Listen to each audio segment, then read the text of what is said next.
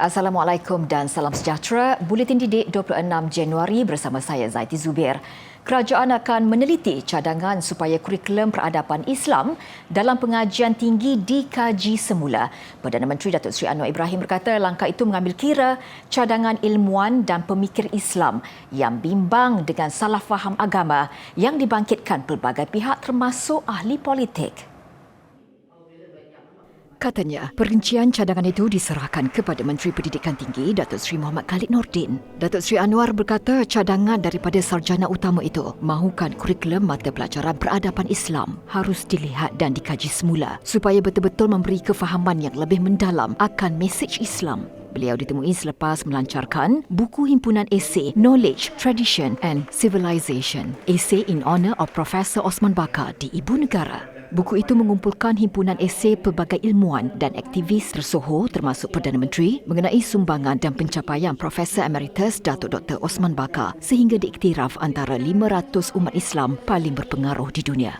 Tambah Datuk Seri Anwar, kajian semula itu penting bagi menjawab salah faham mengenai Islam yang ditafsirkan dengan salah oleh banyak pihak. Katanya, langkah itu juga bagi meningkatkan pemahaman terhadap Islam yang mana kadang-kadang Islam itu ditafsirkan tanpa merujuk kepada sumber rujukan yang sebenar seperti Al-Quran, hadis dan pandangan ulama. Turut hadir di majlis berkenaan ialah Menteri Pendidikan Tinggi Datuk Muhammad Khalid Nordin. Menteri Pendidikan Fadlina Siddiq siang tadi memulakan lawatan kerja 3 harinya ke Sarawak. Di hari pertama beliau di Bumi Kenyalang, Ahli Parlimen Nibun Tebal ini berkesempatan ke Sekolah Kebangsaan SK Sungai Liam dan SK Lepung Ajai di Miri. Kedua-dua sekolah ini dikategorikan sebagai sekolah kurang murid dan rata-rata muridnya tinggal di rumah panjang kaum Iban berdekatan. Lokasi yang berhampiran dengan sungai menyebabkan SK Lepung Ajai ini sering dilanda banjir dan menyebabkan kerosakan fasiliti. Justru KPM bersetuju untuk menyalurkan dana RM150,000 untuk setiap sekolah berkenaan.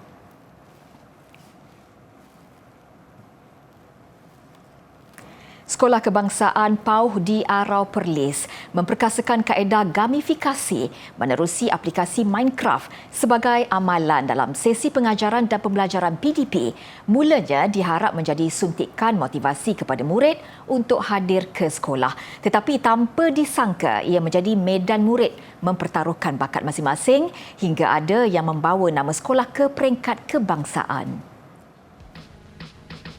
Amalan gamifikasi itu melibatkan keseluruhan 867 murid termasuk prasekolah dan lebih ditumpukan kepada murid di bawah program Pendidikan Khas Integrasi PPKI. Impaknya membawa kepada kemenjadian murid apabila seorang murid PPKI, Andy Ryan Rania Andy Julaini, dinobatkan sebagai anugerah duta peringkat negeri Perlis dalam Minecraft Challenge.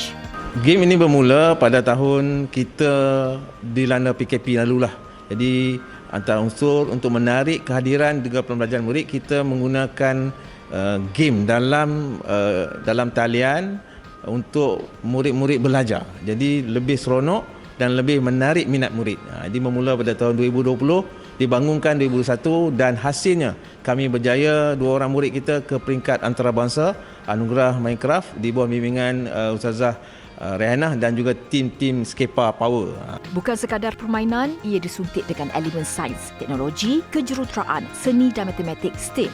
Seolah-olah mereka bentuk pelan 3D, murid bebas membina pelbagai projek mengikut kreativiti dan imajinasi mereka. Cabaran yang ada dalam Minecraft membolehkan murid mempelajari kemahiran pemikiran komputasional dan kejuruteraan yang boleh digunakan dalam kehidupan seharian. Kalau macam budak-budak PPKI ni kita nak ajar dia kan buat gambar baju, sebab baju lepas tu mereka boleh bina huruf boleh, sebab kita boleh guna Minecraft ni untuk bina huruf menggunakan koman. Ada koman, ada agensi untuk buat benda-benda tu. Jadi budak seronok lah. Saya rasa seronok, rasa gembira lah. Saya boleh bina rumah guna kreativiti saya. Saya agak seronok lah masa tu. Saya bina rumah 2 tingkap. Okey lagi? Saya boleh hias kat rumah saya, dalam rumah saya. Semua saya boleh guna imajinasi. Kalau kat rumah main ke? saya selalu duduk main. Tapi saya main seorang-seorang. Ni adik nak bina apa?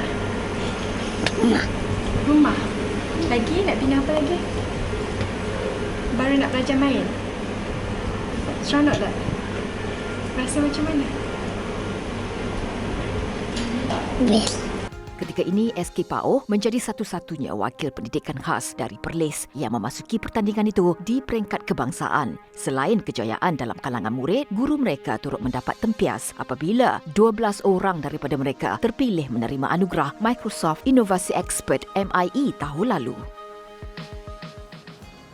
Seramai 100 pelajar menyertai program Tuition Pintar Yayasan Pelajaran MARA YPM dan Kementerian Kemajuan Desa dan Wilayah KKDW di Lenggong, Perak.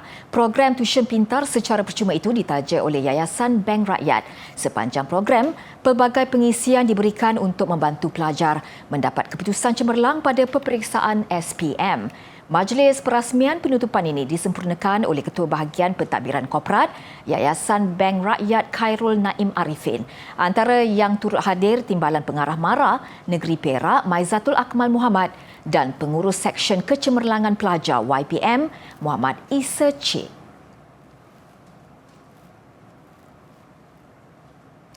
Duduk semeja dan meraihkan tradisi makan besar menciptakan memori manis kepada murid pelbagai kaum di Sekolah Jenis Kebangsaan Cina SJKC Simpang 4 di Perlis. Seperti pepatah serumpun bak serai, sesusun bak sirih, murid saling bermuafakat dan tidak kekok merayakan secara bersama. Program anjuran kali pertama itu berlangsung di Dewan Sekolah dengan disertai keseluruhan 113 murid terdiri dari kaum Cina, Melayu dan India. Tradisi makan besar yang sinonim dengan Yisang itu digantikan dengan steamboat yang lebih digemari kanak-kanak. Suasana meriah semakin terasa apabila murid Melayu turut membawa kuih raya untuk dikongsikan. Hari ini sekolah saya ada buat jamuan bersama makan. Kali ini pertama boleh dengan Melayu makan bersama-sama.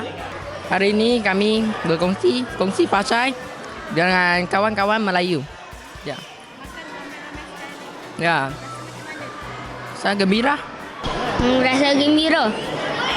Sebab boleh makan ramai-ramai. Kenapa makan macam ni sebelum ni? Duk. Macam mana? Adik dapat kawan ajar ke? Kawan aja. Dengan cikgu. Guru besarnya Kuntik Singh berkata, penganjuran majlis itu merupakan inisiatif warga sekolah dalam memupuk keharmonian kaum. Mereka saling diajar untuk memahami adat, tradisi dan budaya kaum masing-masing. Lepas itu, anak-anak murid Melayu juga memahami pelajar-pelajar Cina bila mereka sambutan tahun baru Cina, proses dia macam ni dah. Biasanya ada makan bersama supaya mendapatkan hubungan. Itu yang pertama. Kedua juga program ini diadakan, kalau cik tengok dia ada bahagian lembaga pengurus PIBG dan cikgu-cikgu dan juga sokongan, staf sokongan kami AKP dan juga kebersihan keselamatan semua kami gabungkan dan kami jemput semua bersama untuk memesrahkan majlis ni, steamboat ni supaya kami dapatkan hubungan dan akhirnya wujudkan pasukan SJKC Simpang 4 yang padu. SJKC Simpang 4 mempunyai seramai 69 murid Cina, 41 murid Melayu dan 3 lagi murid India.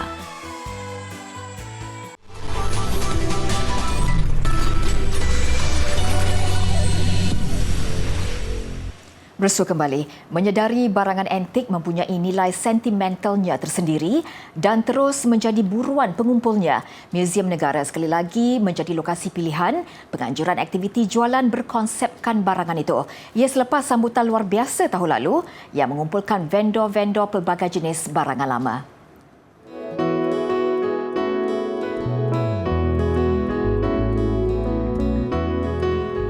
Menurut penganjur Azman Alias, kehadiran pengunjung amat memberangsangkan sehingga mendorong mereka untuk meneruskan aktiviti jualan itu setiap tahun. Ada peningkatan lah dari segi pengunjung. Jadi kalau untuk event yang akan datang ni mungkin kita akan buat berdasarkan tema. Contoh macam tema toys. Jadi kita akan dapat lebih pengunjung lah. Di kalangan pengunjung yang ditemui, ada yang menganggap mengumpul barangan lama bukan hanya satu kepuasan atau keseronokan. manfaatnya akan lebih terasa apabila ia mampu dijadikan duit sampingan juga. With coin and banknotes is that with over time, the price goes higher. So it's the opposite of expiry date. So as the longer you keep, it doesn't go bad or it spoil, it gains value. Well, I usually sell and buy. So there are many people who want to buy and they don't know, people who want to sell and they don't know where to sell. So they just come to me and then they show me photos and I'll give them a rough amount and then if they agree, Lain pula bagi pengumpul stem ini. Baginya sangat paling memujakan apabila dapat berkumpul bersama mereka yang mempunyai hobi yang sama. Tambahan pula, ini peluang untuk mereka bertukar-tukar barang yang dimiliki mereka sesuai dengan minat masing-masing. Kalau stem ni saya kumpul daripada saya sekolah rendah lagi lah. Tapi kalau yang lain saya kumpul bermula daripada tahun 2018. Jadi ini adalah koleksi-koleksi yang sangat lama dan kebanyakannya adalah hasil daripada saya mengumpul. Dahulu kita main macam tukar-tukar. Sekarang kita boleh beli ataupun kita pergi ke negara tu kita beli di pasar-pasar karat di sana lah. Kita ada satu convention lah untuk World Stem ni daripada tahun 2014. Jadi dekat sini kita boleh jumpa dengan kolektor-kolektor seluruh dunia berkumpul di waktu tu di KLCC.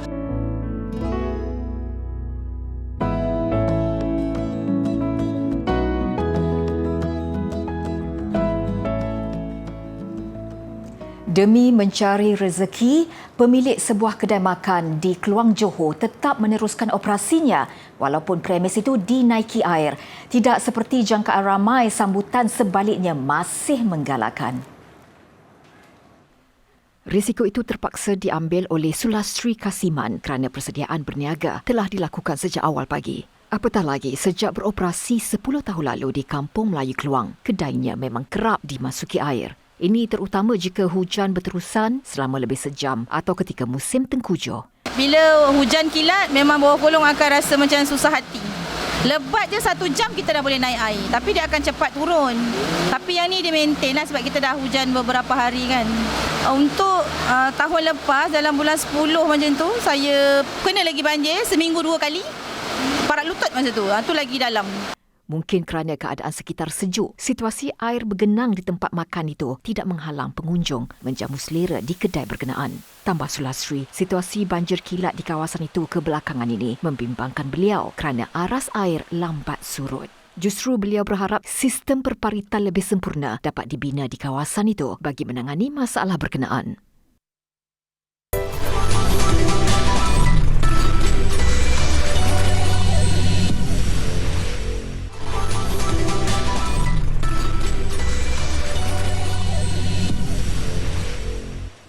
Laporan luar negara, makmal-makmal di Tanzania dan Kenya kini giat melatih tikus supaya ia mampu menghidu penyakit batuk kering. Langkah itu diharap dapat membuka jalan kepada bagaimana wabak batuk kering boleh dikesan. Ujian dilakukan susulan kejayaan tikus mengesan periuk api. Untuk tugasan ini, hanya tikus jenis African Giant Pounce atau penumbuk gergasi Afrika digunakan. Projek dikenali sebagai APOPO, hasil kerjasama dengan sebuah pertubuhan bukan kerajaan di Belgium. Menurut pengurus program itu, Joseph Soko, ketika ini 21 pusat perubatan di ibu kota Dar es Salaam menggunakan khidmat tikus bagi mengesan penyakit batuk kering. Keupayaan tikus dalam mengesan patogen adalah tinggi kerana kepekaan mereka yang sangat mengagumkan terhadap bau. And we found that the accuracy of these rats as compared to culture was 75%. We are planning to do another better accuracy study. We hope that because the initial accuracy study, they have some shortfalls. We think we will do another accuracy study, and we hope the accuracy the sensitivity of these rats can reach 90%. Soka berharap amalan menggunakan tikus dalam mengesan punca batuk kering akan dibenarkan oleh Pertubuhan Kesihatan Sedunia WHO apabila tahap keberkesanannya sudah pun mencapai 90%. Ini selari dengan syarat yang ditetapkan Badan Dunia itu dalam setiap kelulusan amalan kesihatan mereka. Menurut WHO, 1.6 juta penduduk dunia maut akibat serangan penyakit batuk kering pada tahun 2021. Langkah sebuah sekolah di utara California memperbaharui menu di kantin kepada makanan bertaraf restoran pantas menambat hati pelajarnya. Untuk makan tengah hari, hampir semua menunya akan disertakan sekali sama ada dengan sayur dan buah-buahan tempatan atau daging daripada binatang yang hanya memakan rumput. Langkah itu dilakukan pengurus kulinari Sekolah Tinggi Mount Diablo, George Jesand, yang berpengalaman sebagai tukang masak di beberapa buah restoran berstatus Michelin. Dan meskipun ia baharu di peringkat percubaan, pelajar sekolah Mount Diablo menerima langkah itu dengan positif. Serving this on a regular basis demonstrates and proves to us as students that we're being seen, we're being valued, and we're being respected. Inflasi dan masalah tidak diduga kesan daripada pandemik COVID-19 menyebabkan langkah itu sukar diteruskan. Tambahan pula, California adalah antara beberapa negeri di Amerika Syarikat yang masih menyediakan makanan percuma kepada pelajarnya. Di kebanyakan negeri lain, makan tengah hari perlu dibayar. Ini terutama sejak berakhirnya program bantuan makanan daripada Kerajaan Persekutuan. Isu utama lain ialah kegagalan pihak kantin sekolah menyediakan makanan sendiri. Ia susulan larangan dari tahun 1980-an bagi pihak kantin sekolah untuk turut mempunyai tempat memasak. Ini jelas bertentangan dengan dapatan kajian bahawa kos penyediaan makanan dari peringkat awal adalah lebih murah berbanding yang telah dibungkus. Di beberapa sekolah di daerah lain di Amerika Syarikat, jumlah kantin sekolah yang menawarkan makanan ala restoran terus bertambah. Cuaca sejuk melanda China menyebabkan sesetengah kawasan di selatan Fujian membeku. Beberapa kawasan dalam daerah itu diletakkan pada tahap berjaga-jaga peringkat oren.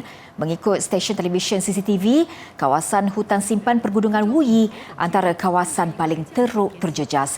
Di timur wilayah Jiangsu, suhu dicatatkan negatif 10 darjah Celsius. Beberapa kawasan di pantai Lian Yugang membeku. Cuaca sejuk itu mula melanda China sejak hujung minggu lalu dengan Bandar Mohe di utara negara itu mencatat suhu paling sejuk pada negatif 53 darjah Celsius pada Ahad.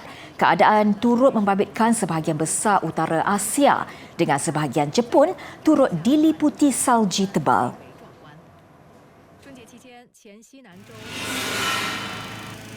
Di Switzerland, bandar Chateau d'Aux yang masih dilitupi salji berubah warna susulan festival balon udara panas. Sejumlah 60 buah balon dari 15 negara dilancarkan semasa festival itu.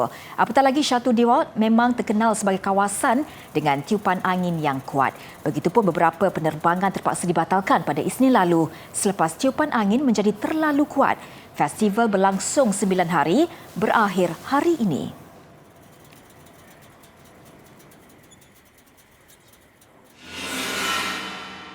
Baju yang digunakan Jill Biden ketika mengiringi suaminya, Joe Biden, mengangkat sumpah sebagai Presiden Amerika Syarikat kini boleh ditonton khalayak ramai. Turut dipamerkan baju yang turut digunakan beliau semasa majlis itu. Ia dipamerkan pada pameran koleksi wanita pertama Amerika Syarikat di Washington DC. Beliau yang hadir ketika pelancaran pameran itu berkata, baju yang digelar Hearst itu mempunyai bunga-bunga dari seluruh negeri dan wilayah di Amerika Syarikat.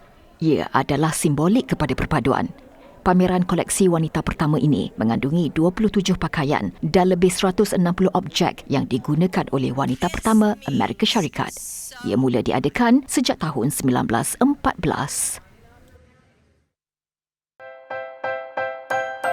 Okay, untuk teknik hari ini, kita akan tunjuk teknik menahan bola di bahagian bawah menggunakan kaki di sebelah kanan. Kedudukan bersedia berdiri semasa menghadap bola. Goalkeeper melakukan pergerakan menyelamatkan bola ke sebelah kanan. Goalkeeper perlu menggerakkan kaki kanan dengan menggunakan sedikit kekuatan daripada kaki sebelah kiri. Sementara itu, goalkeeper perlu fokus dan memberi tumpuan kepada pergerakan bola yang datang dan kedudukan kepala di atas bola semasa aksi menahan bola. Kedudukan pinggan dan bahu dihalakan ke arah bola yang disasarkan. Aksi menahan bola bawah menggunakan bahagian medium kickers adalah teknik yang baik. Selepas menahan bola, goalkeeper perlu kembali kepada posisi ready position untuk menerima pukulan second ball ataupun rebound ball.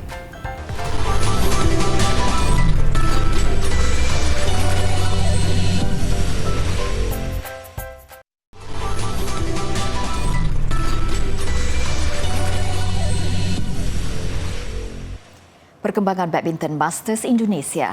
Beregu nombor 1 negara Aaron Chia So Wee Yik mara ke suku akhir. Lebih manis Aaron dan Wee Yik menembus kekalahan kepada lawan yang menundukkan mereka pada final terbuka India minggu lalu. Bahagian perseorangan lelaki Eng Ziyong terkandas pada pusingan kedua. Selepas dikejutkan gandingan China Liang Weikeng Wang Cheng pada aksi final terbuka India minggu lalu, Aaron dan Wee Yik pilihan keempat berdepan lawan sama pada pusingan kedua pagi tadi. Nyata pasangan negara yang kini menghuni ranking kedua dunia tidak lagi memberi ruang buat lawan mereka. Aaron dan Wee Yik mengesahkan kemarahan apabila menang straight set 22-20, 21-13. Suku akhir esok Aaron dan Wee Yik berdepan satu lagi pasangan China He Jiting Zhao Hodong. Kecemerlangan Aaron Wee Yik bagaimanapun gagal dituruti perseorangan muda negara Eng Ziyong. Pada pusingan kedua, Ziyong berdepan pilihan ketujuh dari India, Lakshya Sen. Menang 21-19 pada set pertama, Ziyong tiba-tiba hilang rentak pada set kedua. Seterusnya tewas mudah 8-21. Set penentuan lebih mendebarkan, namun Ziyong akur tewas 17-21 pada aksi keseluruhan yang memakan masa 1 jam dan 1 minit. Satu ketulan ais sebesar 1,550 km persegi disahkan telah terpisah dari ketulan ais utama di Antartika dan mula mencair. Kepada rakan-rakan, teruskan menjaga dan memelihara alam sekitar. Saya Zaiti Zubair. Assalamualaikum.